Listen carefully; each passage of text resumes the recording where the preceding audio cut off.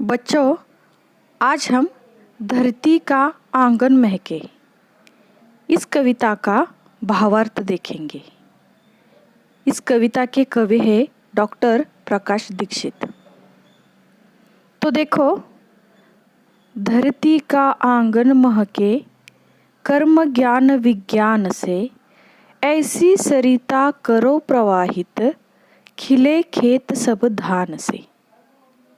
इसका अर्थ है धरती का आंगन महके कर्म ज्ञान विज्ञान से, यानी संपूर्ण पृथ्वी का आंगन विज्ञान से महके। यानी विज्ञान से तो बहुत सी प्रगति हो रही है ना, और उसका लाभ भी सभी को मिल रहा है। तो विज्ञान से होने वाली प्रगति का लाभ पूरी धरती को मिले, यही इन पंक्तियों का अर्थ है। ऐसी सरिता करो प्रवाहित, खिले खेत सब धान से। सरिता यानी नदी। तो नदियों की धारा इस प्रकार मोड़ दो कि हर खेत अनाज की भरपूर फसल उत्पन्न कर सके। इस प्रकार इस लाइन का अर्थ है। आगे देखो, अभिलाषाएं नित मुस्काए, आशाओं की छाह में, पैरों की गति बधी हुई हो विश्वासों की राह में। यानी मनुष्य जो आशा करे, जो भी उसकी अभिलाषाएं हो, वे सभी पूर्ण हो, परंतु मनुष्य सदा विश्वसनीय बना रहे, यही इन पंक्तियों का अर्थ है।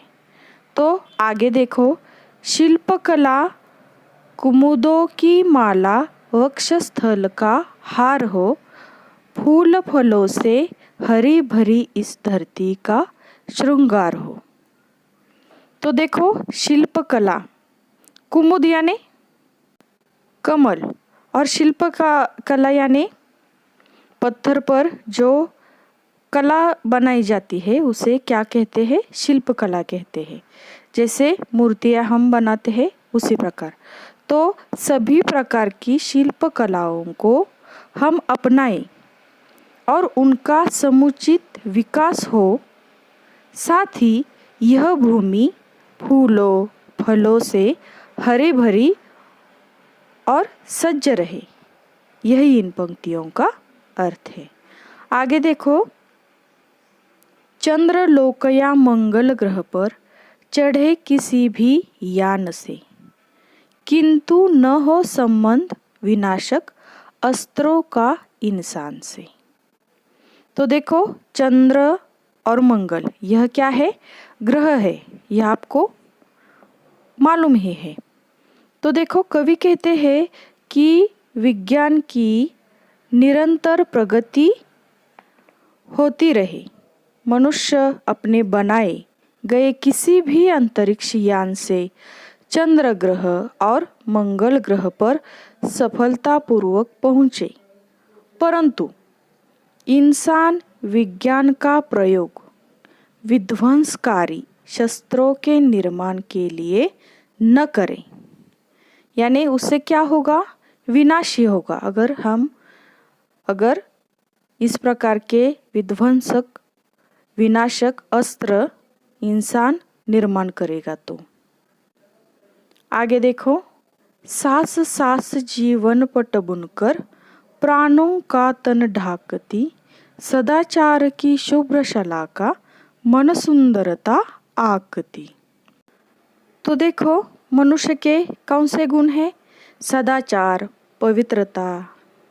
और अगर मनुष्य का जीवन मानवीय गुणों से, यानी सदाचार, पवित्रता आदि गुणों से अगर परिपूर्ण हो और नैतिक गुण ही हमारी सुंदरता के परिचायक हो, तो जीवन मनुष्य का बहुत सुंदर बन जाएगा, यही इन पंक्तियों का अर्थ है।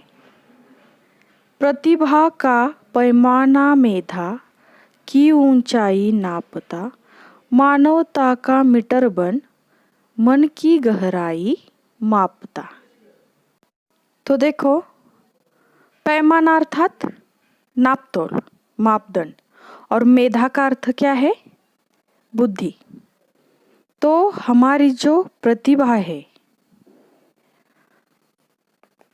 हमारी मेधा यानी बुद्धि है, और हमारा मानवीय व्यवहार हमारे चरित्र की परिचायक है, यानी हमारे चरित्र का यह परिचय देता है, और मानवता जो है उसका मीटर बनाकर मन की गहराई मापता है।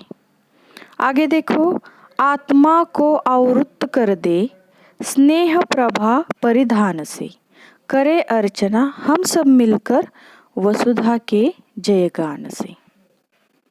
तो देखो, इन पंक्तियों का अर्थ, सबके प्रति हमारा व्यवहार स्नेहपूर्ण हो, प्रेमपूर्ण हो, और हमारी आत्मा स्नेह रूपी परिधान से सजी हो।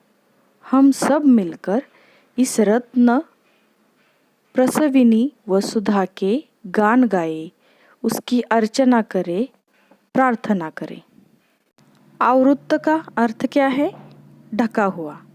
तो देखो, आत्मा को किससे ढकना है? स्नेह, प्रेम से, और प्रभा को परिधान करना है, और इससे क्या होगा? हम वसुधा के जयगान करें। लेकिन कैसे करें? सब मिलकर और प्रेम से, भाव से, अर्चना से हम वसुधा का जयगान करें। इस प्रकार इन पंक्तियों का अर्थ है। कविता का भावार्थ आपकी समझ में आ गया? तो अगले वीडियो में हम इस कविता का स्वाध्याय देखेंगे। Okay, thank you.